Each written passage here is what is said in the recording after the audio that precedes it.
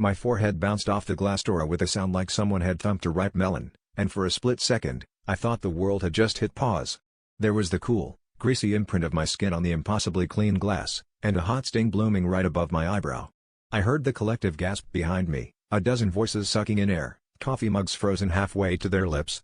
I didn't dare turn around, convinced that if I kept my eyes on the floor, maybe I could will myself invisible. The receptionist's chair squeaked as she spun around to get a better look at me.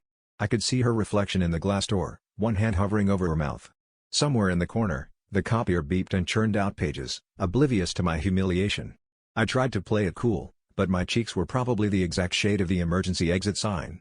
I reached up to check for a bruise, but all I could feel was the slick smudge, my own personal signature, right in the middle of the otherwise pristine door. A guy in a suit, someone I'd just interviewed with 10 minutes ago, pushed the door open for me, but the angle was off and it caught on my shoe, jerking awkwardly.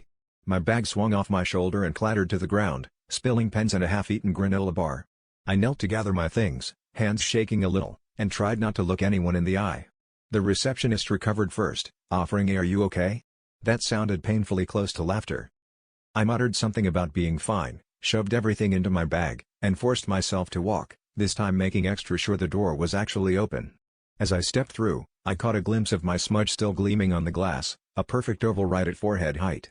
The conversation in the lobby slowly resumed behind me, punctuated by the unmistakable squeal of a chair and, I could swear, a stifled giggle. My head throbbed in time with my footsteps as I made my exit, leaving that oily mark and my dignity behind.